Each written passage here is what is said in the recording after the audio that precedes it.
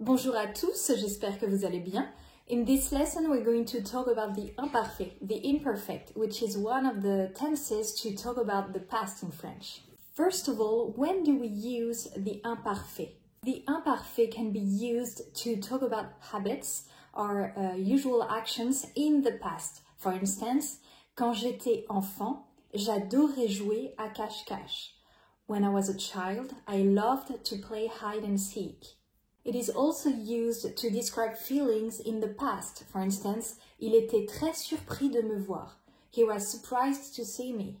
It is also used to talk about the weather, the time, the age, basically to describe everything in the past. For instance, j'avais 15 ans lorsque c'est arrivé. I was 15 when it happened. Je me souviens, il faisait chaud. I remember it was very hot. Il était environ midi. It was around noon. The imparfait is also often used to talk about ongoing actions in the past, often actions that are interrupted by another action. For instance, le Titanic voyageait sur l'océan Atlantique lorsqu'il a heurté un iceberg. So the Titanic was traveling on the Atlantic Ocean when it hit an iceberg. So the ongoing action is traveling. It was traveling across the Atlantic Ocean. Il voyageait sur l'océan Atlantique. And that action was interrupted by another one. So it hit an iceberg. Il a heurté un iceberg, which is the passé composé. The passé composé often interrupts the imparfait in the past. The imparfait can also be used with the little word si, which means if. But in that case, it's not a past tense. It's to express something that is unknown or unreal, and it's used with the conditional mode to express that something could happen under certain conditions. For instance, si j'étais toi, je le ferais. If I were you, I would do it. Si j'étais, which is the imparfait, je le ferais, which is the conditional mode, but we'll see that later. So now that you know when to use the imparfait, imperfect, how do you conjugate it? The imparfait is actually very easy to form, which is quite unusual for French conjugation.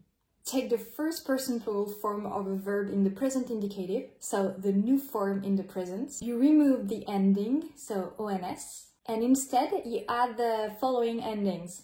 Let's take the verb marcher, to walk. So in the present indicative, you would say nous marchons, we are walking. You then remove the ending for nous in the present, so you're left with marche, which is the stem of the verb marcher, and you add the endings for the imparfait. So let me show you. Je marchais, tu marchais, il, elle, on marchait, nous marchions, vous marchiez, il marchait. It even works with very irregular verbs such as aller, to go. Take nous allons, we are going, remove the ons ending, and add the following endings. J'allais, tu allais, il, elle, on allait, nous allions, vous alliez, ils allaient.